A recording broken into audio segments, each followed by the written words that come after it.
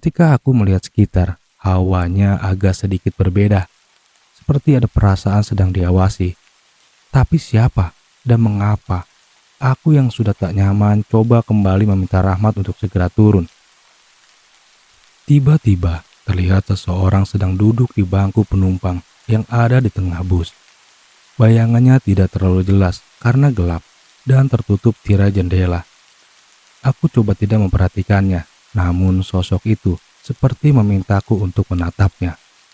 Bayangan itu seperti wanita dengan rambut yang panjang dan baju berwarna putih. Aku terpaku beberapa detik dibuatnya. Tubuhku mulai gemetar ketika melihat ada luka yang menganga pada wajahnya. Perlahan aku mulai melihat jelas wajahnya yang sudah hancur. Halo YouTube, dan selamat datang kembali di Cerita Misteri ID. Di video kali ini kembali gue mau berbagi kisah mistis pesugihan. Dan seperti biasa, nama tokoh dalam cerita maupun lokasi kejadian telah kami samarkan untuk menjaga privasi narasumber dan mencegah hal-hal yang tidak diinginkan. Dan cerita misteri pun dimulai.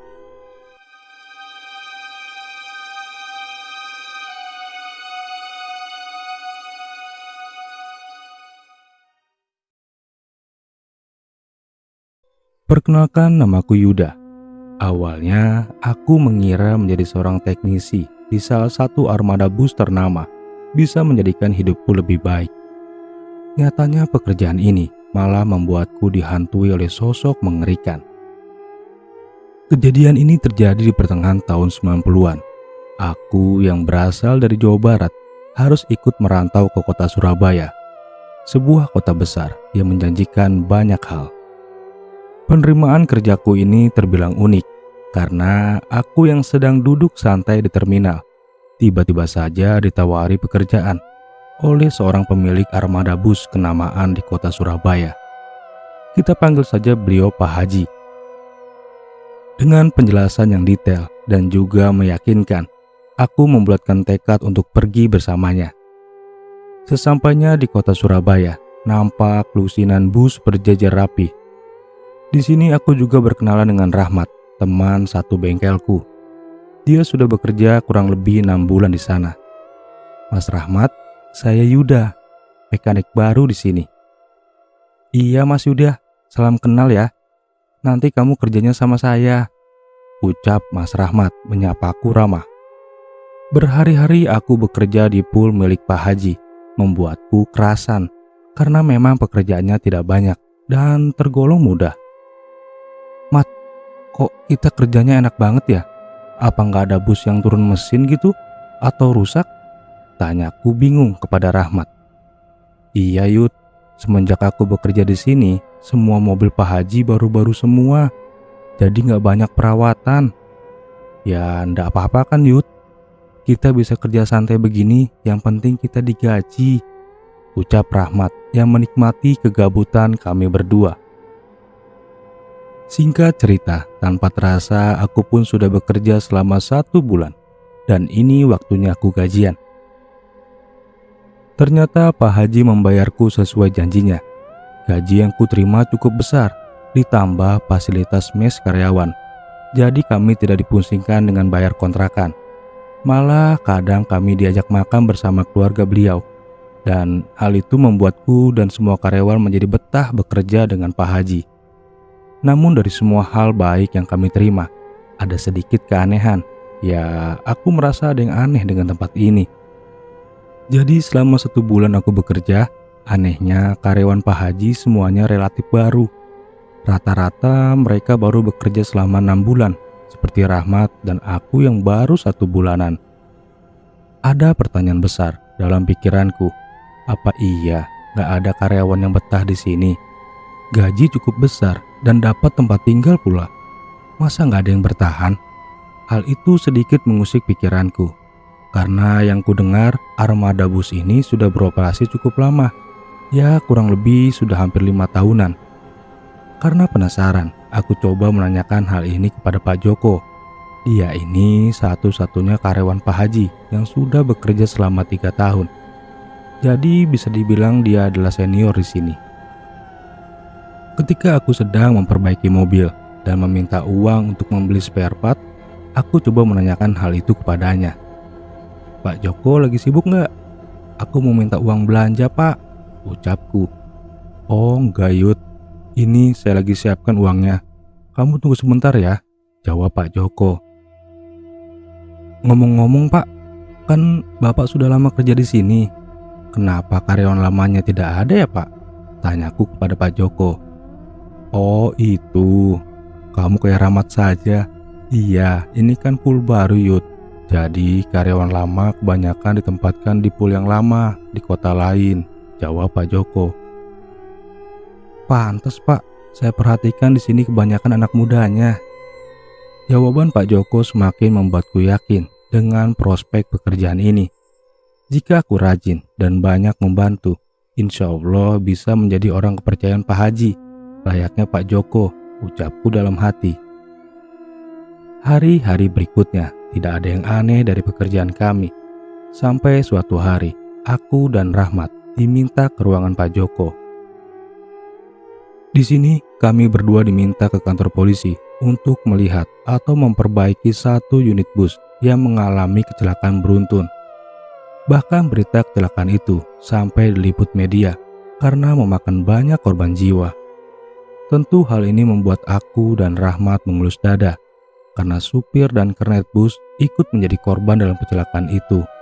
Sebagai perwakilan perusahaan, tentu kami menyetujui perintah itu. Dan berangkatlah kami menuju kantor polisi, tempat bus itu diamankan sebagai barang bukti kecelakaan. Setelah berkendara selama 4 jam perjalanan atau sekitar pukul 9 malam, akhirnya kami pun tiba di kantor polisi tersebut. "Selamat malam, Pak. Saya Yuda dan ini teman saya Rahmat. Kami teknisi dari armada bus yang mengalami kejadian kecelakaan tadi siang," ucapku kepada petugas jaga malam itu. "Oh iya, kamu langsung ke kantor saja ya untuk isi buku tamunya. Nanti ada petugas lain yang akan mengarahkan," ucap polisi tersebut. Di sini tanpa berlama-lama, aku berjalan menuju kantor dan mengisi semua hal yang dibutuhkan.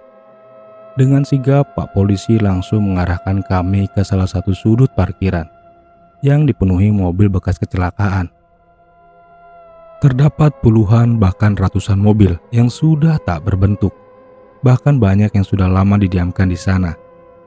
"Banyak juga ya, Pak, mobil yang diparkir di sini?" tanyaku kepada polisi itu. "Iya, Dek. Mungkin karena sudah rusak berat dan memiliki kenangan buruk. Pemilik kendaraan ini enggan mengambilnya kembali," jawab Pak Polisi. Setelah 5 menit berjalan, akhirnya kami sampai di bus yang kami cari. "Astagfirullahalazim," ucap Rahmat yang melihat kondisi bus sudah hancur remuk. Wajah bus seperti bersatu dengan bagian belakangnya.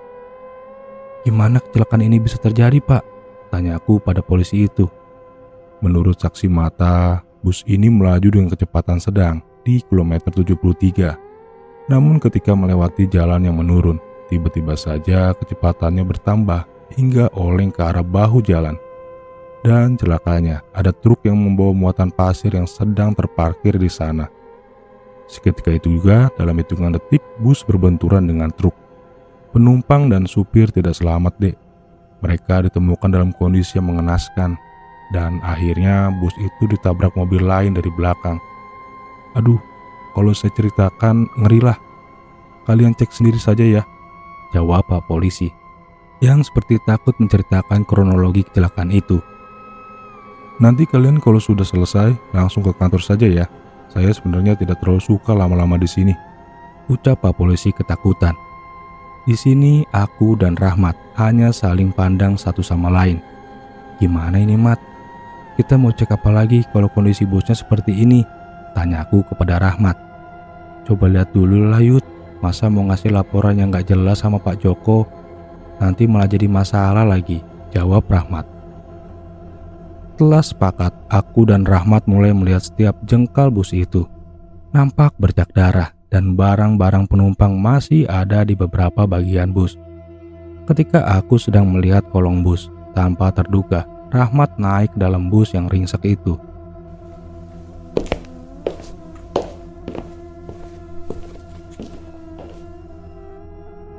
Karena kaget, aku menoleh ke arah Rahmat yang sepertinya menemukan sesuatu. "Mat, kamu ngapain?" tanyaku. "Gak apa-apa, aku cuma lagi lihat kondisi dalamnya aja." "Ya udah, kita balik aja yuk. Kayaknya emang gak bisa diperbaiki lagi bus ini," ucapku. Ketika aku melihat sekitar, hawanya agak sedikit berbeda. Seperti ada perasaan sedang diawasi. Tapi siapa dan mengapa? Aku yang sudah tak nyaman coba kembali meminta Rahmat untuk segera turun. Tiba-tiba terlihat seseorang sedang duduk di bangku penumpang yang ada di tengah bus. Bayangannya tidak terlalu jelas karena gelap dan tertutup tirai jendela. Aku coba tidak memperhatikannya, namun sosok itu seperti memintaku untuk menatapnya. Bayangan itu seperti wanita dengan rambut yang panjang dan baju berwarna putih.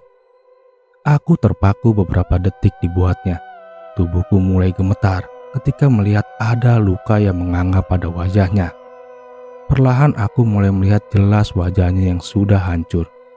Mat, kamu ngapain? Ayo cepat turun!" teriakku yang mulai kesal dengan tingkah Rahmat. Ketika aku melihat ke arah Rahmat, betapa terkejutnya aku. Rahmat sudah tidak berada di sana. Aku menoleh mencari Rahmat yang tiba-tiba saja menghilang. Dan dalam sekejap, wanita itu sudah berada di sampingku. Tubuhku mematung, tak bisa digerakkan. Hanya bola mataku saja yang dapat bergerak. Di sini aku coba menutup mata, tapi tidak bisa. "Mas, tolong saya. Tolong mas," ucap wanita itu lirih meminta bantuanku. Aku yang tak tahu harus bagaimana lagi, akhirnya hanya dapat coba berteriak. Hingga akhirnya seseorang menepuk bahuku dari belakang. Tepukan itu membuat tubuhku kembali normal dan bayangan itu tiba-tiba saja menghilang dengan suasana yang kembali terang. "Astagfirullahaladzim," ucapku.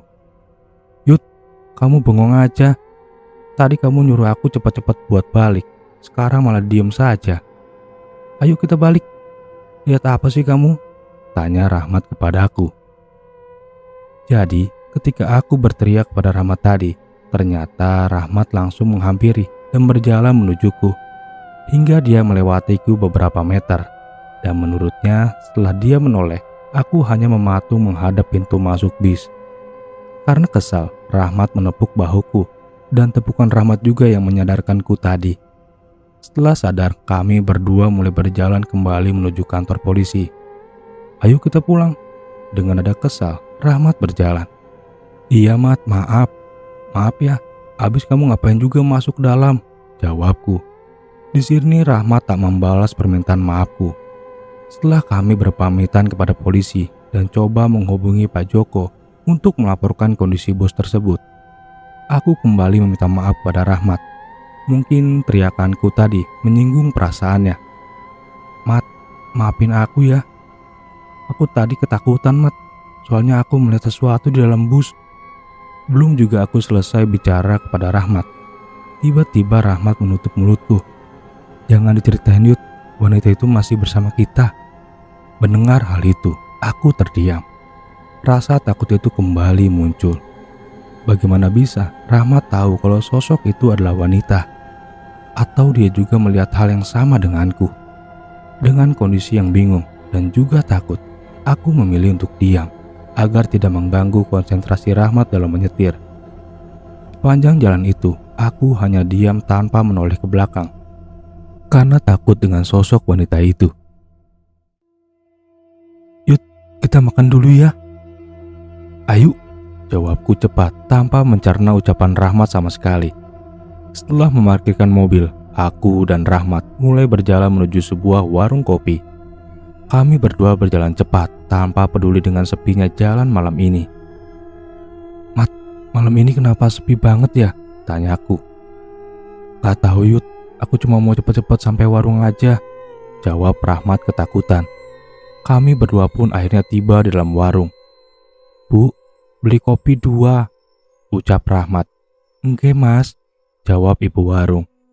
Di sini jantungku terasa plong karena dapat keluar dari mobil dan bertemu banyak orang. Kopi yang kami pesan pun akhirnya tiba. Aku dan Rahmat mulai membakar rokok untuk menenangkan diri. Alhamdulillah ya Mat, akhirnya kita bisa istirahat. Di sini aku belum berani bertanya mengapa Rahmat bisa tahu kalau sosok di dalam bus itu adalah wanita. Karena Rahmat nampak ketakutan seperti melihat sesuatu. Aku yang khawatir akhirnya mengusap punggungnya dan coba membacakan doa. Istighfar Mat, semoga Allah Subhanahu wa Ta'ala melindungi kita berdua. Astagfirullahaladzim, ucap Rahmat sambil coba meminum kopi. Tapi tetap saja keringat mengucur deras dari dahi Rahmat. Mengapa Rahmat begitu takut? Ada apa sebenarnya? Mat, kamu gak apa-apa? Tanya aku kepadanya. Gak apa-apa Yud, aku cuma kurang tidur sama takut aja. Kalau itu sama Mat, aku juga. Gimana kalau kita izin sama yang punya warung untuk tidur di sini? Boleh Yud, aku juga sudah tidak sanggup lagi membawa mobil. Setelah kami menghabiskan kopi dan meminta izin kepada pemilik warung, aku dan Rahmat mulai berpindah ke arah pojokan warung untuk tidur. Lebih baik aku tanyakan besok saja kepada Rahmat masalah tadi, ucapku dalam hati. Di sini tanpa terduga, tubuh Rahmat mulai menggigil dan panas. Mat, kamu demam ya? Tanyaku. Gak tahu Yud, tiba-tiba aku merasa dingin. Khawatir dengan kondisi Rahmat, aku coba meminta bantuan bapak pemilik warung. Pak, tolong saya, teman saya demam, ucapku meminta bantuan. Dek, kalian memang dari mana? Kok bisa banyak yang mengikuti kalian begini? Tanya bapak itu. Banyak gimana Pak?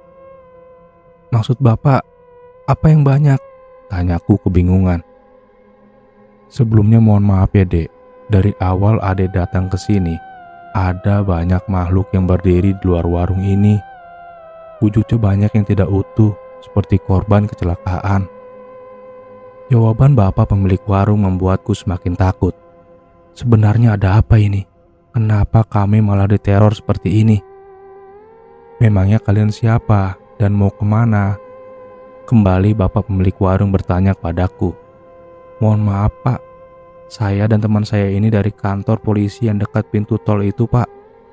Saya karyawan dari armada bus Pak Haji di kota Surabaya, jawabku. Astagfirullahaladzim, apa kalian yang mengecek bus kecelakaan itu ya? Kembali bapak itu bertanya. Betul Pak, jawabku. Ya sudah, malam ini kamu nginep di sini aja ya, sampai pagi. Tidak baik jika kamu memaksakan untuk pergi sekarang. Tapi gimana dengan kondisi teman saya Pak? Tanyaku yang khawatir dengan Rahmat. Temanmu ini jahil dek, makanya kalian jadi terbawa dengan kondisi seperti ini. Pokoknya malam ini kalian nginep di sini saja, biar bapak yang temani. Mendengar itu, aku sedikit tenang, walaupun Rahmat tetap menggigil kedinginan. Pak, mohon maaf, memangnya bapak tahu dengan armada bus tempat saya bekerja? Ya, tahulah mas. Kamu juga pasti bukan orang asli sini kan? Tanya bapak pemilik warung. Iya betul Pak, saya orang Sukabumi Pak. Kok bapak bisa ngomong begitu? Iya mas, orang wilayah sini itu sudah hafal dengan kecelakaan yang hampir tiap tahun ini terjadi. Majikan kamu itu nyugi mas, dan wadalnya itu penumpang bus yang tadi kamu lihat. Tapi temanmu ini tergiur dengan dunia, makanya sekarang menggigil begini. Dia pasti sudah mengambil sesuatu dari dalam bus itu, makanya sekarang dia demam gak karuan. Lalu gimana Pak? Teman saya bisa disembuhkan atau tidak? Tanyaku ketakutan. Sekarang semua tinggal Gusti Allah yang berkehendak. Tidak ada yang bisa kita lakukan dek selain atas izinnya. Dalam ketakutan, aku terus membaca doa, memuja dan memuji nama Allah. Sampai akhirnya terdengar suara azan subuh. Allahu Akbar, Allahu Akbar. Dek, kamu dari mana saja? Kenapa malah pindah tidur ke sini? Ucap Pak Polisi yang kebingungan melihatku tertidur pulas di dalam bangkai mobil bekas kecelakaan.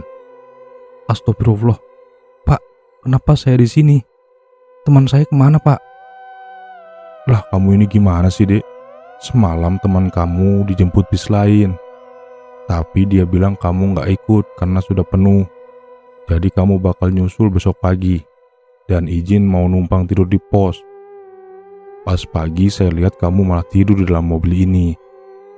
Aneh-aneh saja kamu. Ya sudah, cepat keluar dan selesaikan urusan kalian, ucap Pak Polisi yang meninggalkanku kebingungan. Rahmat dijemput bus lain. Kok Pak Joko nggak ngomong kalau ada bus lain yang akan menjemput kami? Terus semalam aku ngopi sama siapa dan di mana? Aku yang masih dalam kondisi bingung coba keluar mobil. Yang ternyata mobil itu milik sebuah pesantren yang ikut dalam kecelakaan beruntun dengan bus Pak Haji. Tak lama setelah itu, berita duka kembali terdengar. Rahmat ditemukan meninggal dunia tak jauh dari pool milik Pak Haji. Dan dari saku celananya ditemukan dompet korban kecelakaan di bus yang sebelumnya kami cek. Jadi ini yang membuat kami diikuti sosok wanita dan para korban kecelakaan untuk menggenapi tumbal yang sebelumnya. Mat, kenapa kamu ambil yang bukan hakmu? Di sini mulai terkuak mengapa aku bisa diterima di armada bus Pak Haji. Menurut warga dekat pool, armada Pak Haji setiap tahunnya pasti akan terjadi kecelakaan dan banyak memakan korban jiwa. Maka oleh itu, tidak ada yang berani bekerja di sana. Dan itu juga sebabnya Pak Haji merekrut karyawan dari luar kota, lalu memberikan tempat tinggal dan makan secara gratis, agar karyawannya tidak tahu informasi mengerikan ini. Akibat kejadian ini, aku langsung mengundurkan diri dan kabur dari sana. Aku lebih baik kembali ke kampung daripada menjadi wadal untuk tumbal. Dan cerita misteri pun selesai.